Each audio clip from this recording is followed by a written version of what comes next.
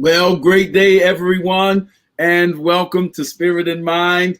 I'm Bishop Guy Robinson, and I am so grateful to have this opportunity to share with you today. Please feel free to let someone know that we are here and that we are ready to have a great discussion today. I'm so grateful to have my colleague, Dr. Shepard, with us today. Great day to you, Dr. Shepard. Yes, sir. Great day to you too, Bishop. I hope you're doing well. I'm doing well on this Saturday, June. Oh, Lord, September. I say June. September the 12th. Yes, yes. we Help me God. good day.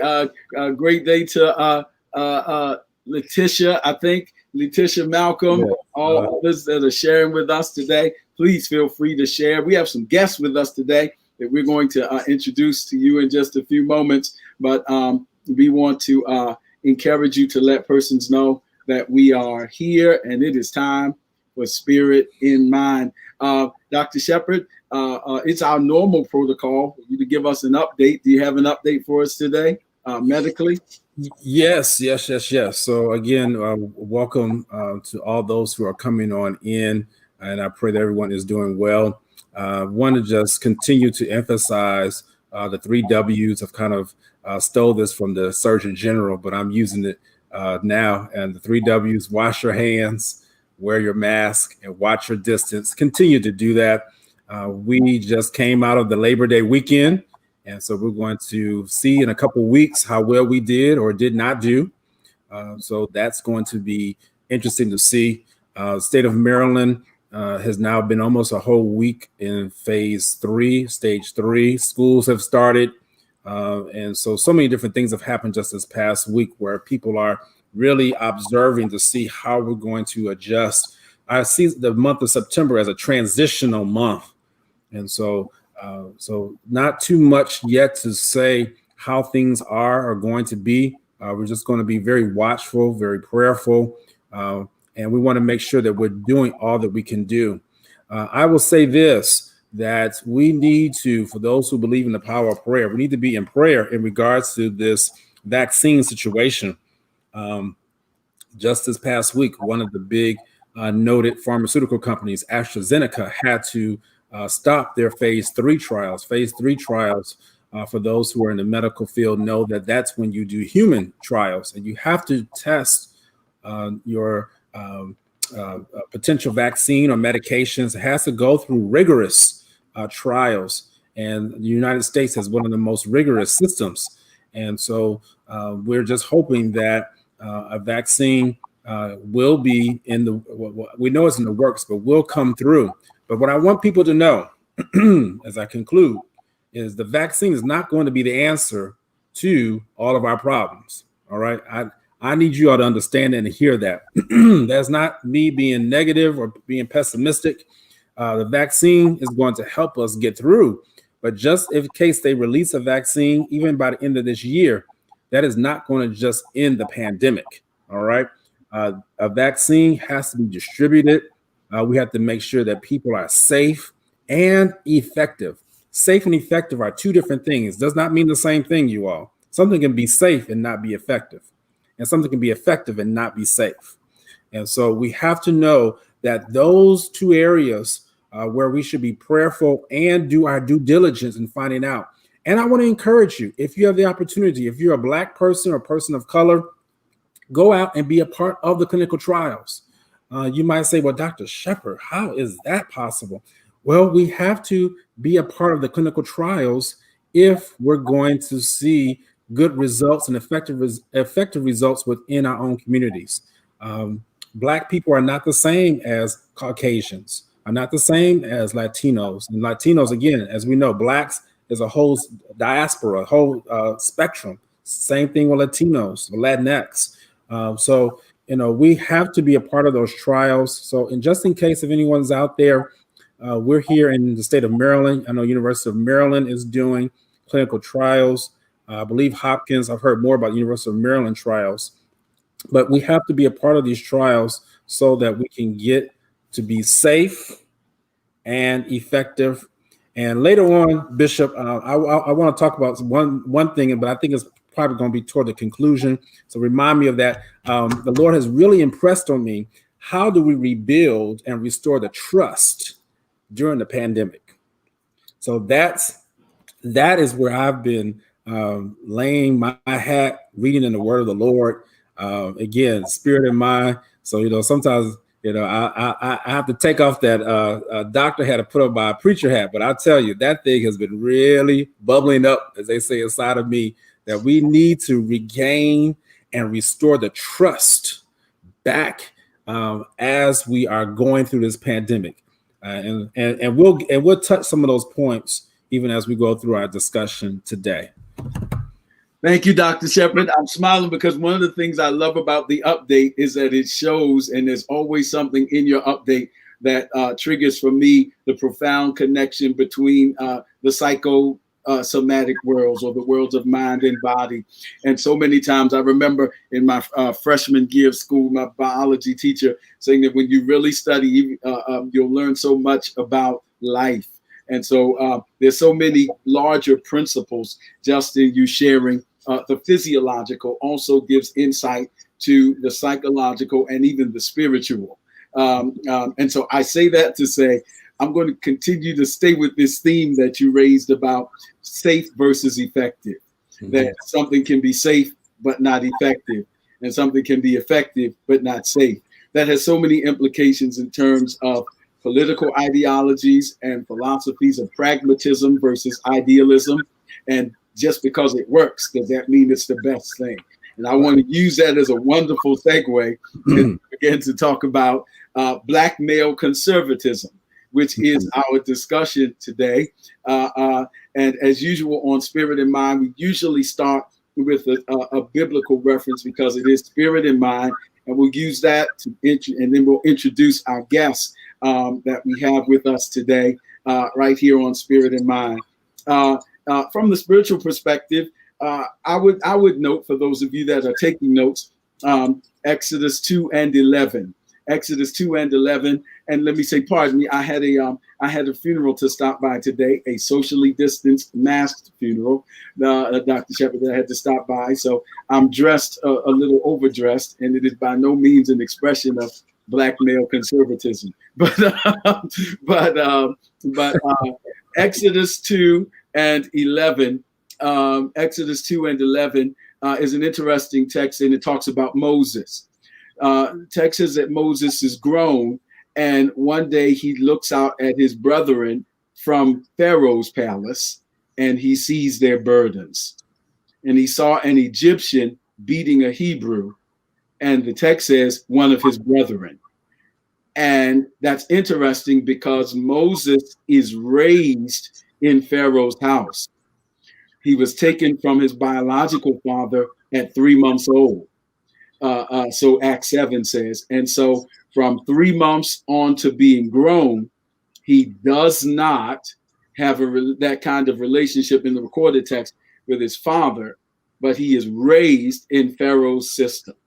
And Acts 7 says that he is learned, or he is educated in all the wisdom and ways of the Egyptians, which translates to say that he received an education from his oppressor.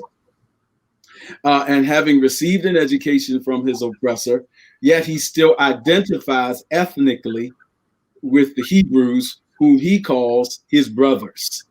And so this tension in him was reminiscent of W.E.B. Du Bois's description of double consciousness, which he talks about, Du Bois does, in the souls of Black folk, which is an interesting thing because soul translates to mean psyche here on Spirit in Mind. And so in the souls of Black folk, Du Bois says that to be Black or African American, one ever feels his two-ness. An American, a Negro, two souls, two thoughts, two unreconciled strivings. And I'm using this sort of as the background as we look at this from Moses wrestling. Does he identify more with his ethnicity as a Hebrew, or does he identify more with him learning how to function and be successful in the environment of the oppressor? He learns all of that And so it's an interesting discussion there, I thought. And so I say that with that. Are there any correlations between this text and Black conservatism? Is it more common than we think? What is conservatism? Well, classically, it is the central tenets of conservatism that include tradition, organic society, hierarchy, authority, property rights, a respect for religious and parliamentary and governmental institutions, limited government, affection for small business and small entrepreneurship. They're the classic definitions. We've allowed our political parties to kind of totally almost hijack each one. Conservatism is almost synonymous with republicanism, and progressivism is almost conservative with the democratic agenda. But is that necessarily the case? Are there conservative Democrats and or liberal or progressive Republicans? And I raise that in this presidential year because it's been noted, according to an NBC Wall Street Journal poll, President Trump had a 14% approval rating among Black voters. And that's not a majority by any stretch, but it is a considerable number. When presidential candidate Biden got some pushback for making his statement that if you vote Republican, you are not Black. So we rose up. So we have this tension here. And how do we reconcile that? And President Trump said that he's done more for the African American than any president. Now, we know that he's prone to superfluous language. I teach logic in my collegiate classes, and sometimes he violates and commits those what we call fallacies of logic quite frequently. But I also understand that in legal terms, there's a such thing as puffery, which means that a salesman has the right to exaggerate his product without accuracy. Thus, you have places saying we're the best of this. So he uses that rhetoric a lot. Which means that the question is that true? So we have some guests with us today as we discuss Black male conservatism in this crucial election year. And so Dr. Shepherd is going to introduce them, and we will bring them on or after he says whatever insight he may have. Dr. Shepherd? Absolutely. Thank you, Bishop. No, I'm ready to roll. I think you set it up nicely. I like the connection regarding Moses and how he had to battle between his birth place, if you would, or the originality of his heritage versus being raised inside Pharaoh's home. Absolutely. And I don't want to touch it. So thank you. Sometimes it just leave it well enough alone. Yes. So let's go ahead because I'm anxious. And so that's why I've been speaking the way in which I am, because I'm ready to get this dialogue started. So we have two guests, and recently we did have guests. I should say recently. I think we had guests back when we were on the radio back in March. So this is our first time doing guests since we have switched to the StreamYard platform. And so wonderful two Black men who I respect very highly. One I have known for years and years and years, and another I have not known as long, but respect both of them very highly. So I'm going to introduce, first of all, Derek Scott. He's going to come on, and we're going to allow him just to speak, tell us very briefly about what he wants us to know about him. I have very much respect for Derek. And so, hey, Derek, welcome to Spirit in Mind. Hey, good doctor. Thanks for having me on. You and Bishop Robinson, appreciate the invitation to share this afternoon, I guess now. I appreciate how Bishop Robinson set this up, because that's really the best way to describe where I am, and sort of my background is that I came out of a corporate settings where I did a lot of real estate development for major corporations, well into the hundreds of millions. And I got a chance to really understand a lot around monetary policy, tax policy. And I learned how to play with tools that we didn't grow up learning in the neighborhood I grew up in. And I wanted to know how to, not only use these tools deep in the neighborhoods, but leverage these tools in a way that we would understand them and be able to better leverage them. And I think that'll lend a lot to the conversation today, my perspective. But I'm trained as an architect, trained as an urban planner. I lead a development company in Detroit, and have an opportunity to also serve on the advisory council for agriculture, labor, and small business for the Chicago Federal Reserve. So I see a lot of monetary policy and a lot of things that impact the Black conservative on a regular basis that we may or may not know. And so I think a lot of that will take shape in this discussion today. And I'm just excited to be a part of it with some great folks. Absolutely. Thank you, man. All right, man. You already said so. I'm ready to jump in, but we got to bring one more person in. That is our brother Cody Kelly. Come on in, sir. And we are so excited to have you be a part of this discussion too. So introduce yourself to our viewership, and please let us know what you are involved in as far as personally and professionally. First of all, thank you guys for having me. I was joking with my wife. I said, I feel my anointing increase. I've been invited now onto this show that I watched. Thank you, Dr. Shepard. Thank you, Bishop Robinson, for this invitation. Derek, it's great to meet you. I saw that area code of 708. I was like, this dude is in Chicago. So I'm right at home. I know I'm in a good place. Just professionally, I'm a senior account exec for a technology company who will not be named because they're not paying me to be on here. But that's what I do professionally. So deal with SaaS solutions. Even prior to that, worked for an architectural design firm for banks and credit unions. So very well versed in monetary policy, understanding conservative views. I would say when it comes to C-levels, it is the Republican caucus. I also host a podcast on Mondays. It is what it is podcast. Dr. Shepard has been on it. You can connect with me on all social media platforms. We cover everything from the church, God bless, and all the way to the most ratchetness of society. That's kind of what I like to cover. So I'm excited to be on here. I'm excited to hit on it. I think Bishop Robinson, you hit it off talking about the double consciousness. I was actually thinking of Carter G. Woodson's book, The Miseducation of a Negro. And really kind of that's the parallel of the state that I think Black males exist. And especially as you try to rise to those professional ranks, you kind of see that there's a disconnect between what is being taught and what the actual reality of the situation is. So excited to get into it with you guys and excited to be here. Absolutely. Wonderful. So they've already given their opening statements, Bishop. So let's take it away. Again, Bishop's going to start us out. I will jump in, assist with moderation, but of course, you know me, I'm going to have some things to, throw in there too to say. So let's get this discussion started. All right. This is wonderful. Again, what is the tension that would either of you care to describe some of the tension, or we can go in the order you were introduced. So, Brother Derek, is there any? You mentioned some things that we may not know in our community that I assume are advantageous. And then you also referenced your upbringing and being socialized and identifying as an African-American male.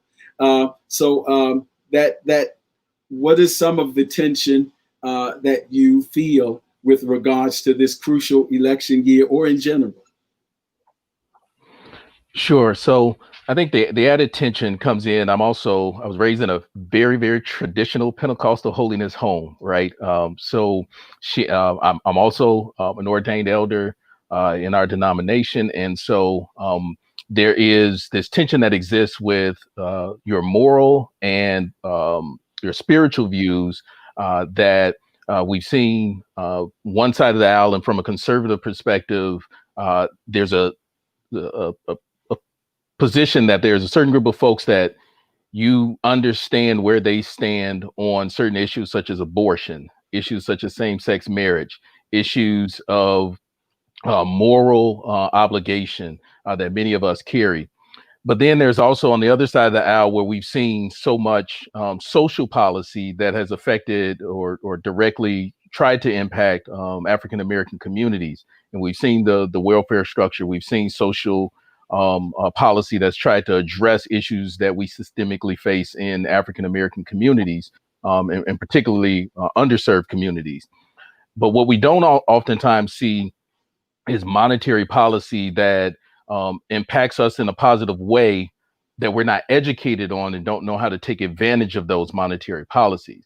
And a really good example of that I'll share is the recent tax reform in December of 2017 that passed under the Trump administration that allowed for things like opportunity zone financing, the expansion of other tax credit programs that the average American would not take advantage of or know to take advantage of if you did not work in those spaces or you didn't understand how those structures work. But the reality for me is on a daily basis, the work that I do, we see anywhere from 20 to 50 entrepreneurs that we serve on a monthly basis that we're helping them move anywhere from ideation phase all the way through ramp up phase and trying to open brick and mortar space or take their business to the next level. And one of the challenges that existed prior to 2017 was trying to access capital for those businesses. And since 2017, what we've seen is not only the ability to access more capital, but the expansion of tax code has allowed for those businesses to be able to directly benefit from capital gains taxes that are invested in their businesses, as well as the gains from their businesses. If they're in opportunity zones, for example, they have the ability to really leverage the opportunity to continue to grow their business and not see as much of a tax implication that may have existed prior. And so these are things that if we're not necessarily educated on how these systems work, we'll miss it.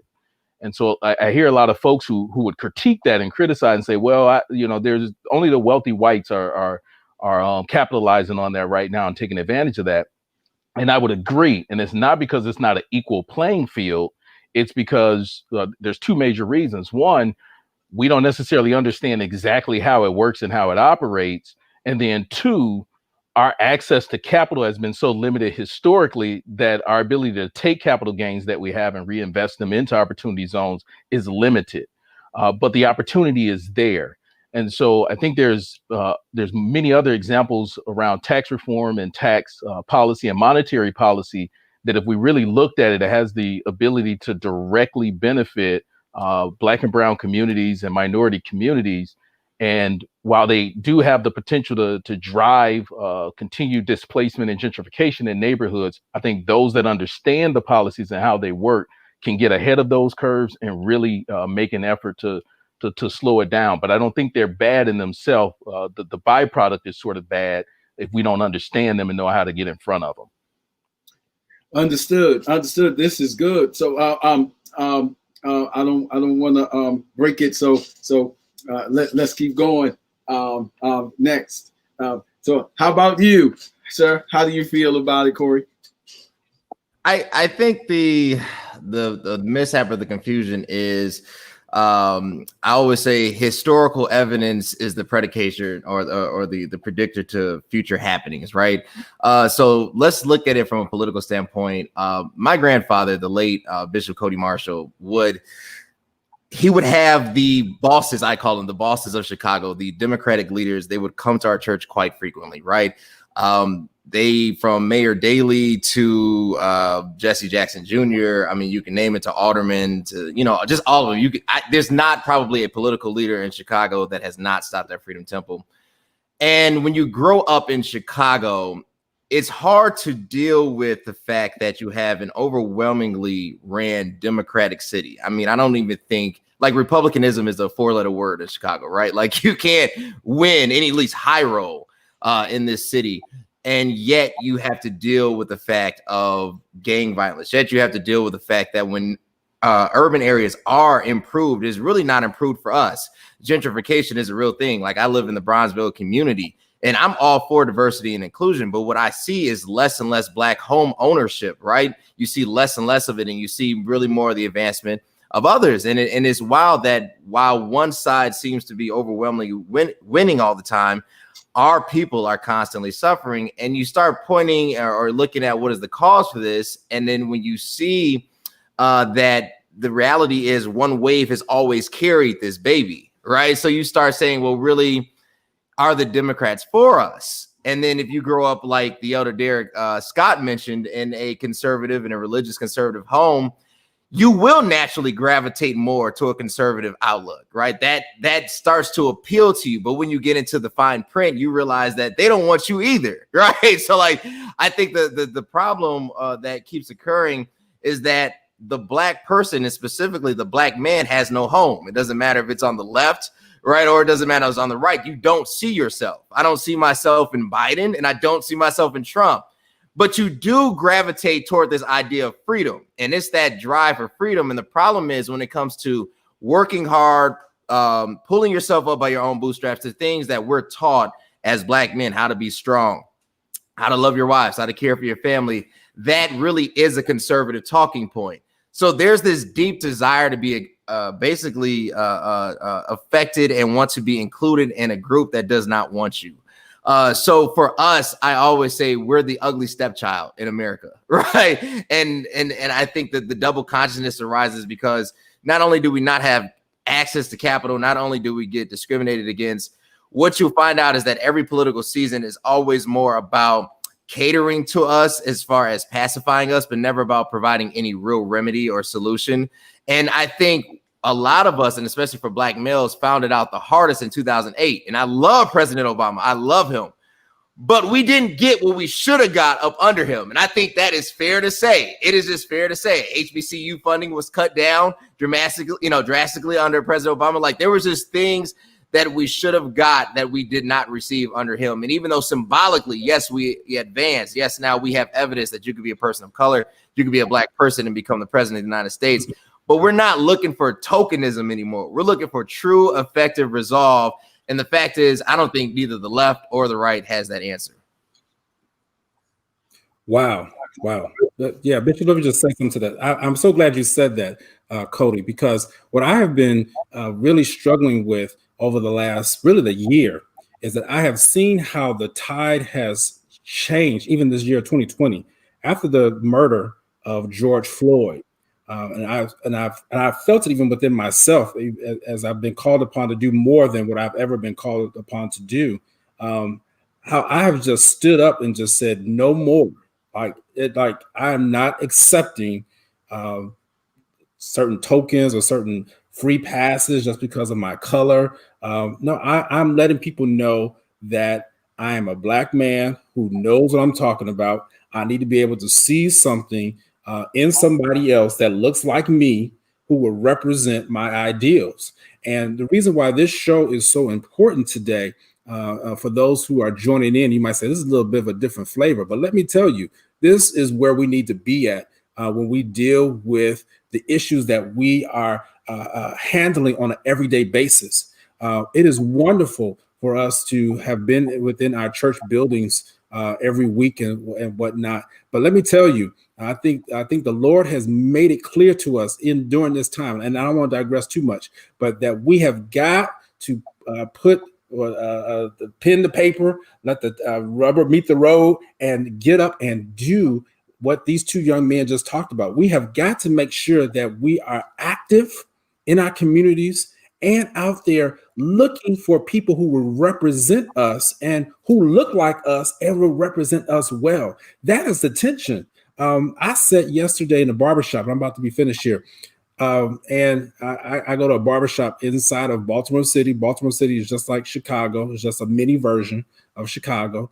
And sat there, and the owner of the barbershop is a Black man in his 40s, mid 40s. And he just said, well, I'm a Black man, but I support Donald Trump. And so I don't like to have a lot of political talk and things like that, but I just listened to him. He just said, it is all about the conservatism, and which goes back to our subject today. Yes, I don't agree with a lot with what he has said. Yes, I don't necessarily feel that he represents me well, but that is the lesser of the two evils. And so that really struck me. And so I was trying to understand more of the appeal. And so today's show really is hoping to bring some light to well, first of all, we got to stop saying that, I'm glad you said this, Bishop, that anybody who votes for Donald Trump is not Black. We have got to stop, demeaning ourselves like that, because that's not true. Anybody can have a right to vote for whoever they want to vote for. And people died for the freedom to vote. So please vote, and you can vote for whoever you want. If that's your candidate of choice, that is fine. But we have got to make sure that we are putting people in place, and we have got to stand up as a church body, as a spiritual body. The church has got to stand up and look for people who will represent us in all facets of society, who look like us, so that we can make sure that our ideals are represented. And right now, it's hard. It's a struggle. It's a real struggle. Good. So your barber is part of the 14%. Yes, is what I hear you saying. Yes. Bring this in context. We want to be. Don't cut my hair. He's the owner. Got you. We are not telling anybody. This is not leaning that way. This is not a Trump rally, if you will. Or Biden rally. But it is talking about the issues. So what I hear you saying in context is that your shop owner is a part of that 14%, mm-hmm. and just in an unexpected moment, you kind of got to hear insight on that particular mindset that was driving that decision. And that's what we're talking about in terms of the issues on Spirit and Mind. Here's my other part of that I would address again to Brother Derek and Brother Cody. Now, it has been said with regards to what Dr. Shepard just raised that it has been said, we're talking about the choices. It has been said, and I want to get your reaction to this, that there's a bit of a Faustian deal on either side, meaning a deal with the devil. For those who don't know the Faust thing, but in any event, and this is the tension. This is why I raise it. The argument is that by identifying with the conservatism of on that side, there is a bit of the conservatism on one side of the political aisle with which we identify. If you are a person of faith, you identify with the faith institutions, the faith values, the traditional quote unquote cisgendered family structure. You get all of that. But with that,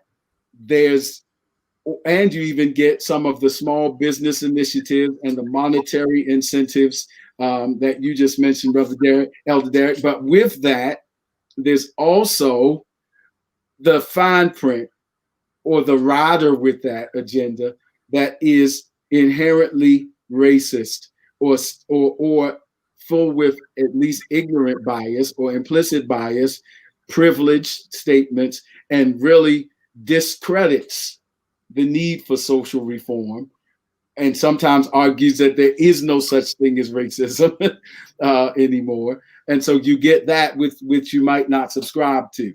So that's a Faustian deal, is what's meant there. Okay, so I buy into that agenda, but you also got some stuff riding with it that really just offends my identity.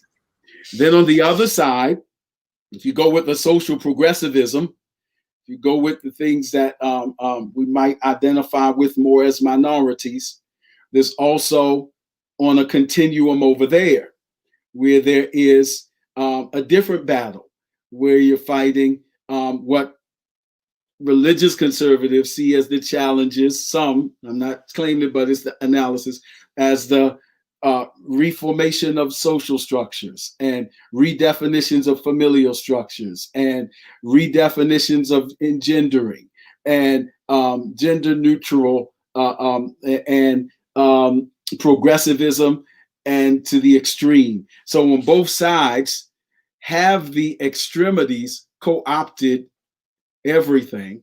And do you ever feel, what do you think about that argument? In terms of your Black maleness, if you will.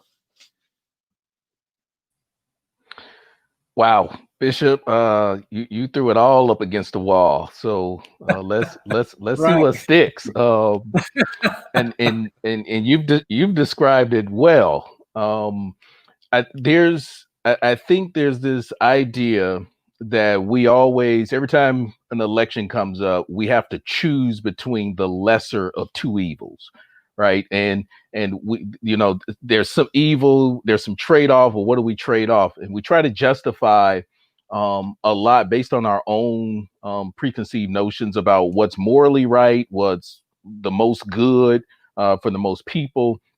And I think one of the challenges that we face is that we oftentimes categorize what is on the extreme end of wrong and what's, that's a small wrong.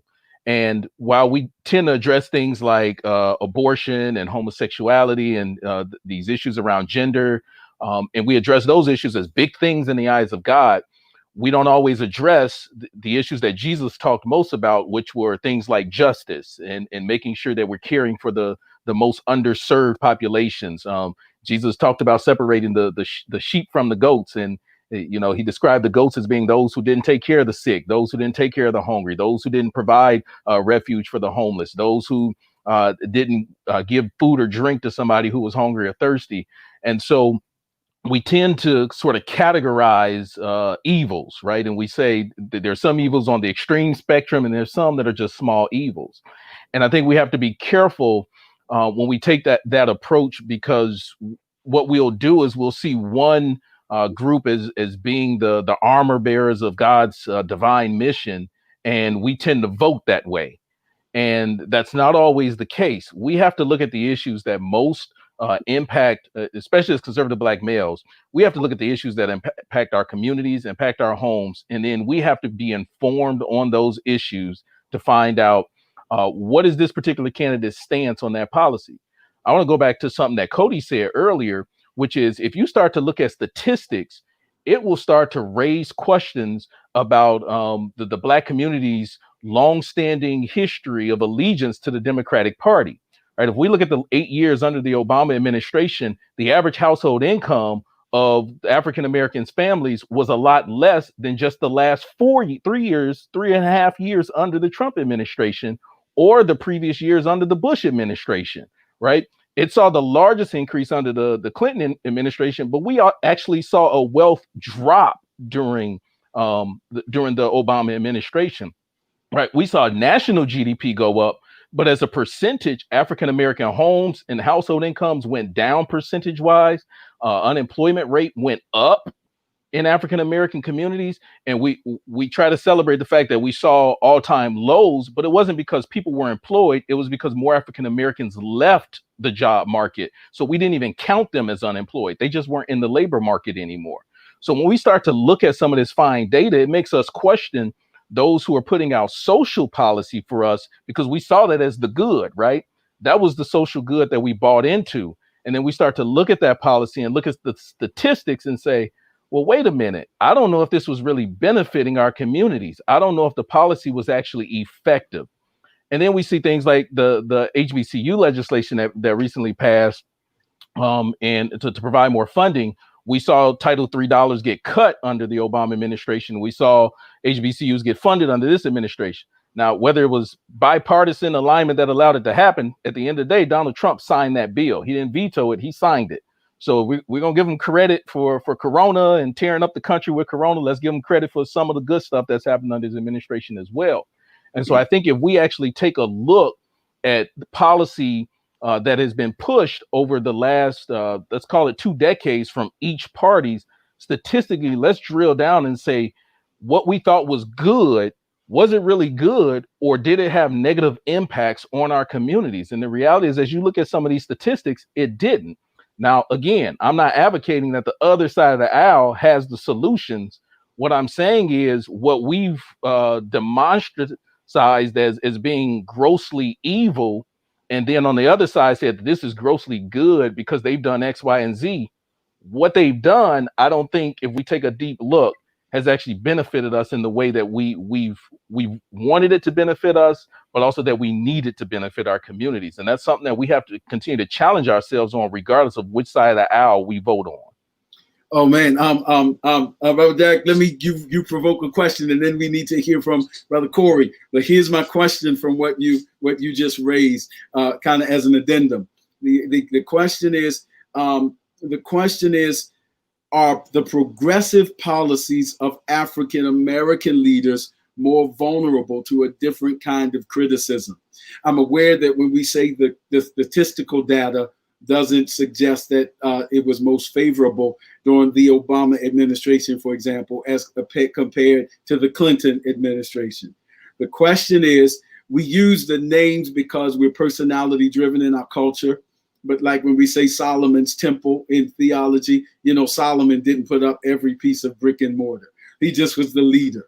But there's a system there. So I use that to say, given that we have an American system that was in some ways giving pushback, this is just a counter, not a position, but an analysis, to the first African-American president, specifically a Congress that really, really fought tooth and nail not to get any policies or any policy makers. Even Merrick Garland was held off. So when you talk about those kind of appointments that affect policies, are progressive African American leaders more vulnerable to criticism? By that I mean, if Clinton, or a white male, honestly, puts a more progressive policy in place, they are a liberal. But if Obama did it, he's a socialist Muslim. So the attack is different, and thus the resistance can be different. And consequently, the methodology that produces the research statistics is skewed by the systemic imbalance. That's the question, not a statement. Yeah, and I'll answer that with an observation I had this morning on my bike ride through the neighborhood, and I saw a few Biden-Harris signs in front lawns as I was riding through the neighborhood, and then I saw a lady sitting out on her deck who had a Biden for president sign. Right, so every other sign in the neighborhood said Biden-Harris. Hers said Biden for president, and so I asked her. I said, "Oh, you must have had your sign up long before he selected his vice presidential candidate." And she said, "No." She said, I just put my sign up last week.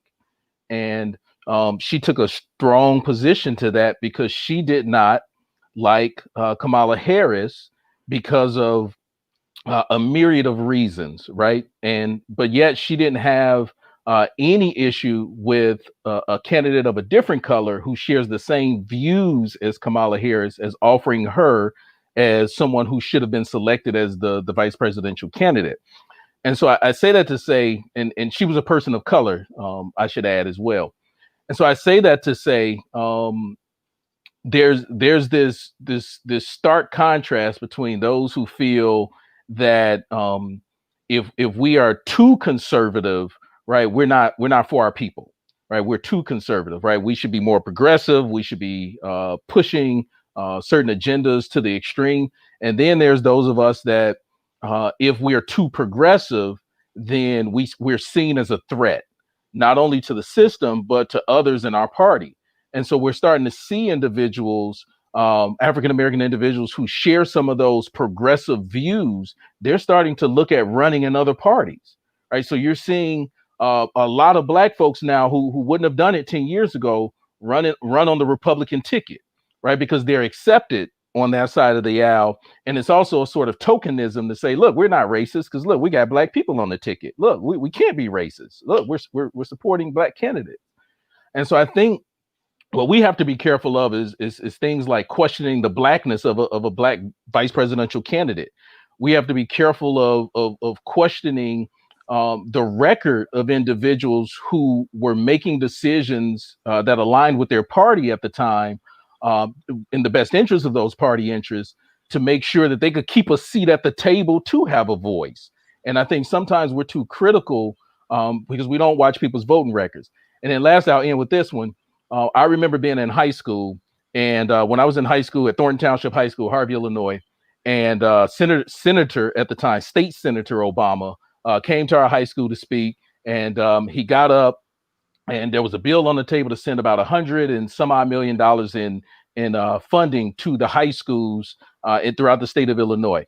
And President Obama, you know, he gets up. I introduced him. He got up, made a speech. He said, "We want to be able to make sure we can send students like Derek to the University of Michigan and they can succeed." And he gave a wonderful speech, right? And then that next week, I watched his voting record in the House. I watched it, and there were two bills on the floor. One was to send tax breaks to Anheuser-Busch, which was in our congressional district, and another was the bill to send funding to Illinois state schools. I watched his voting that week. He voted no on the bill for school funding. He voted yes on the tax break. Wow. So when I saw him the following Sunday, because my wife attended Trinity and we would see him at church, I stopped him and I asked him a question. I said, I watched, Mr. President, you got up, you did a dog and pony show at my high school. You talked all good about me. And then he said, "Derek, let me ask you a question." He says, "What congressional district is your high school in?" And so I told him. He says, "Derek, what congressional district is Anheuser-Busch in?" So I told him. He said, "Derek, this year, Anheuser-Busch is going to generate $23 million in tax revenue, of which about 20% of that is going to go to District 205, the district you attend." He said, "Derek, you're good at math. What's the numbers?" So I gave him the numbers. I said, "That's about $8 million. He said, "All right, that's going to be every year." He said, "Derek, how many school districts are in the state of Illinois?" "I don't know." He says, "I do." And he tells me. He says, "Do the math, $103 million divided by all those school districts." He said, "You probably would have seen about $180,000 a year going to your school district." He said, "Derek, I'm not concerned about kids at New Trier High School. I'm not concerned about kids up in the suburbs that are doing well. I'm concerned about my district, that kids need the funding." But when we see it, we don't understand. And so we see his voting record, we can't understand it. He said, "Derek, you can question me anytime on my voting record." He said, "And I'm happy to give you answers, but we have to be educated when we approach these type of issues."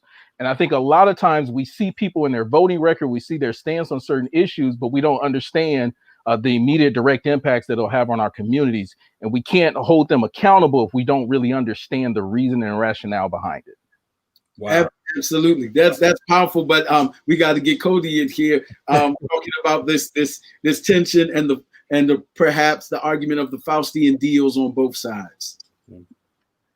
I think the tension correlates. I'll make it personal. So my mother is an extreme liberal, right? That's probably where I get it from. And my father, God rest his soul, was a staunch Republican. I mean, Ronald Reagan, he thought Reagan was like the second coming, right? So the first really political, I would say, debate in my household that I understood as a child was 2000. It was the Gore-Bush campaign. And then when Bush won, you know, I just remember that was just like chaos. But what it stood to me, and my mother said this, she said, "Cody, your political leaders are not your pastors."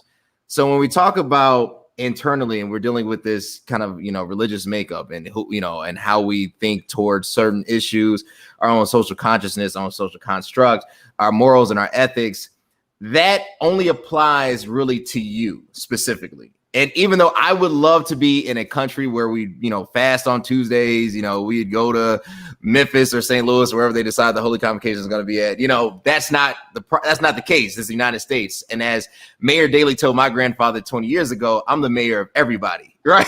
So you have to vote basically on general well-being. What is going to move the country forward? So I'll start there. Then when you take it a step further, you start seeing, well, which policies affect me or affect my community the most? The problem that comes about is how these bills are constructed. I think Elder Scott, he hit it dead on the head. Understanding why they vote for certain things, understanding that unfortunately a bill can't pass on face value. It has to be added. Layers have to be added to it. So you get the 94 or 92 crime bill, which is atrocious, but then you get the women's protection, you know, added to it, right? So you start getting all this stuff lumped in, and now it creates complexity because the reality is politics is really a series of negotiations, and you get kind of stuck to say, well, really, who should I vibe with or who should I go for? I would say one of the biggest or the most pressing things is to realize that when you're dealing with a society that never really intended for you to be there, you're always going to be an exception to the rule.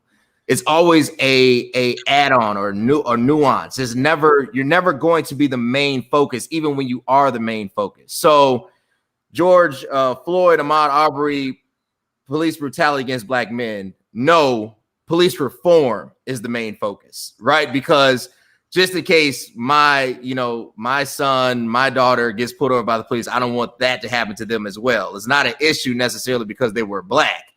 And the reality is we haven't had a Black bill, or Black specific legislation since what, 1964, 1965? I mean, I guess you could throw in the Fair Housing Act, but that includes everybody. So you're talking about really since 68, a specific Black agenda, a specific Black bill. Everybody else, whether it was the Latinx community, whether it's our LGBTQ brothers and sisters, they've had agenda and policies that have been specifically designed for their advancement and specifically alone for their advancement, and it gets done. When you look at us, we're always that added on exception.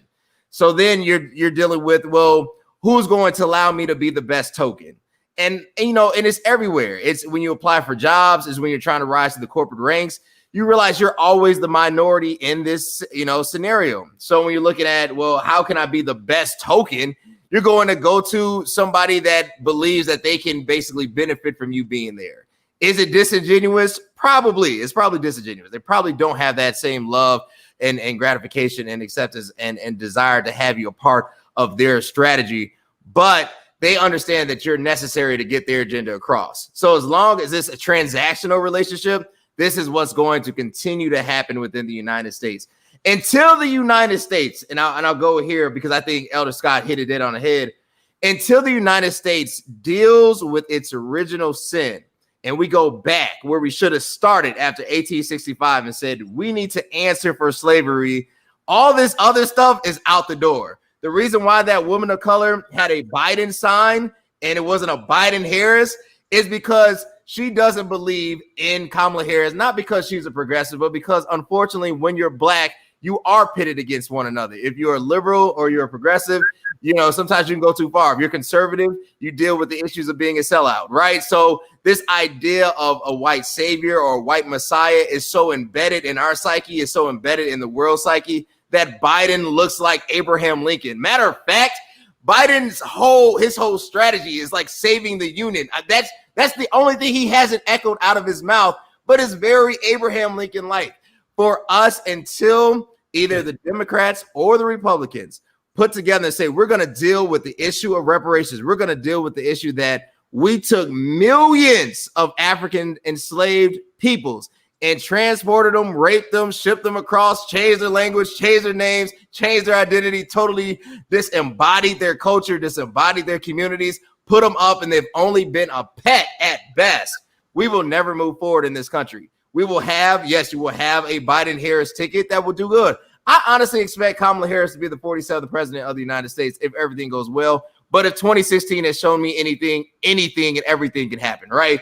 So, but does that mean we will advance as a community? I just don't have faith in that. So the tension caught between this devil and the witch is because as a person of color, as a Black person, and specifically as a Black male, you have to choose to be either a pet on one side or the lovable Negro on the other. And the reality is both are unacceptable, but you got rent and mortgage to pay, so you got to choose your own fate.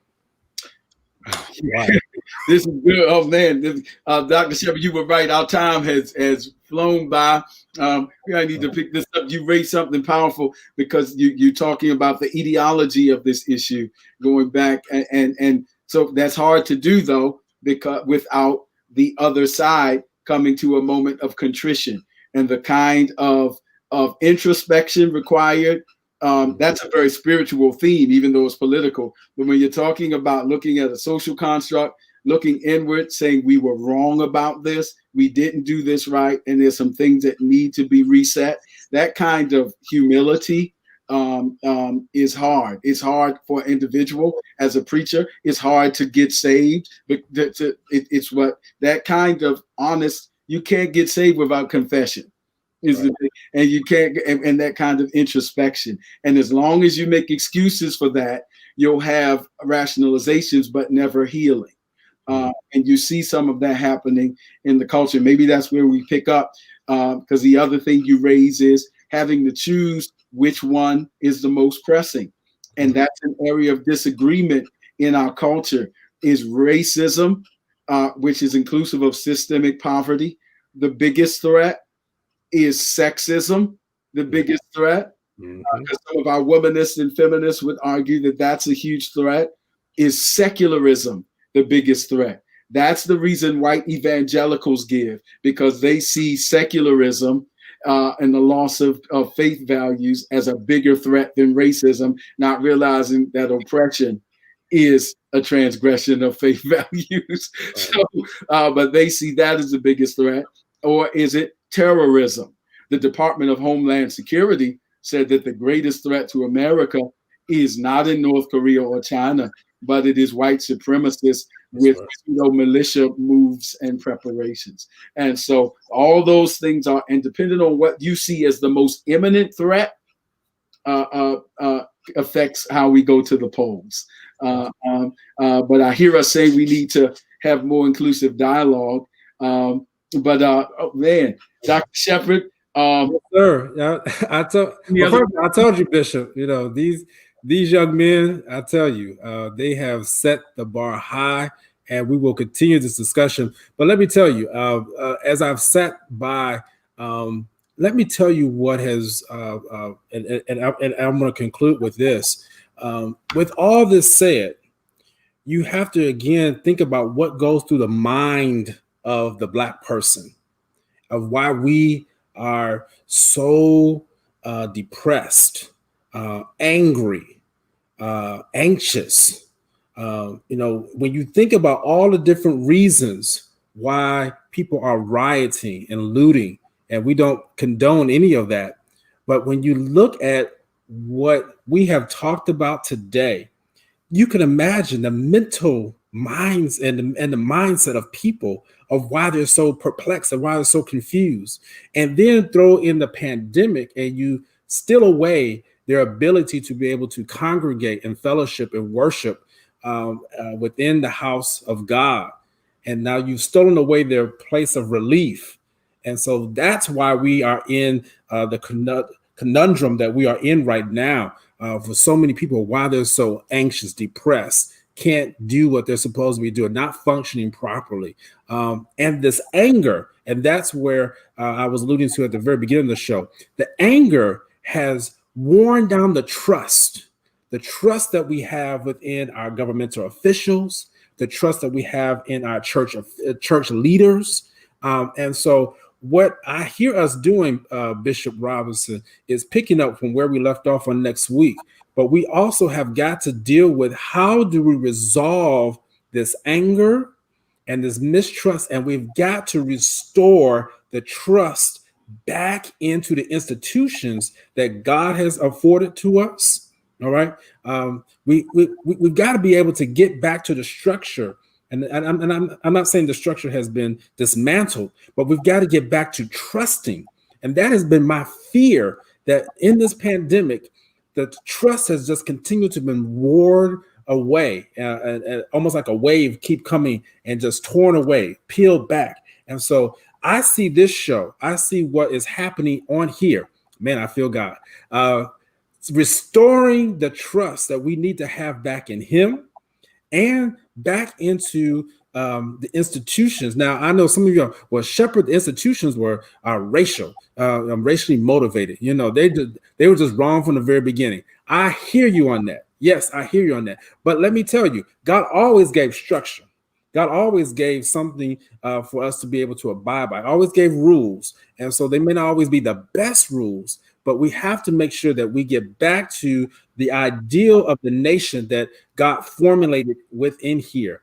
And so those are just, my parting comments. I want us to understand that we're going to have to bring some healing, as Bishop has alluded to earlier, to these ills, and others have alluded to also, to what we are encountering. Yes.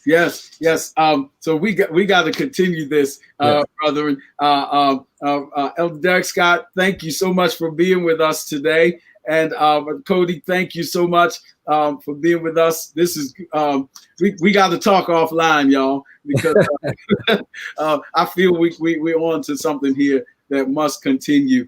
And what a wonderful dialogue with clearly well-versed brothers today. So thank you for both for being with us today.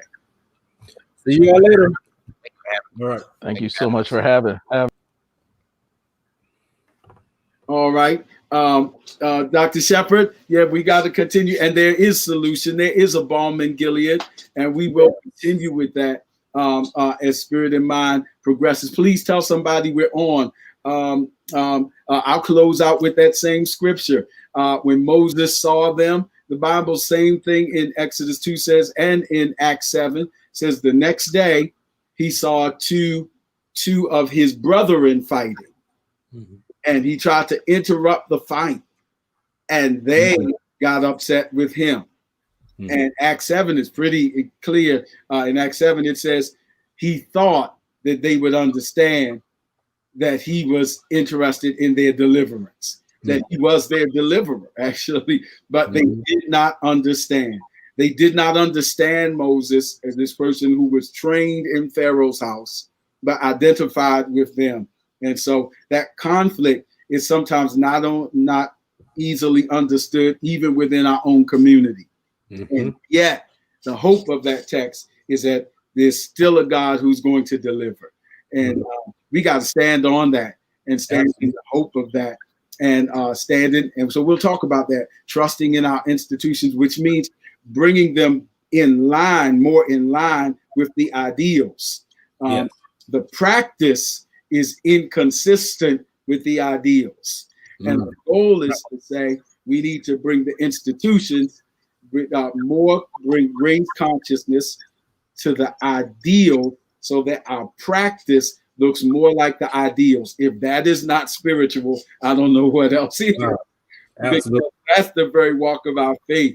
Paul said, I count not myself to have apprehended, which means I don't fully walk in these ideals yet, but this thing I do, I'm pressing, because even though my actions are inconsistent, the revelation was authentic. Mm-hmm. And that's important for us to understand. And that's why we can't give up. That's why we can't surrender to the feelings of despair and depression. We got to keep working, keep pressing, and keep challenging, and keep talking, and keep raising consciousness. And that's what we hope to do right here on Spirit. And let me just tell you, as you just seen, our country, our Black community is in good hands with a Cody Kelly and a Derek Scott. Let me just tell you all, these are the Black intellectuals who are moving the agenda forward. And I meant what I said earlier. I believe one of the reasons why, I think, Bishop, you alluded to it, why Barack Obama could not carry out some of the plans and that he may have wanted to is because he has so many forces. But let me tell you, though, the tide is shifting, and we have got to have a Cody Kelly. We've got to have a Derek Scott out there leading. We got to have a Bishop C. Guy Robinson. And yes, I'm going to be out there leading too. That is the purpose of why we're doing this. If you have not been charged today, this afternoon, man, I don't know what we got to do to get you moving. But you should feel empowered from this show to make sure that you are leading the charge in your community, in your households, in your church, so that we can move the agenda and make sure that our practice is lining up with what we have been preaching and what we've been taught. I'm done. Thank you for watching Spirit and Mind. We look forward to seeing you next week. Please tell somebody that we're here.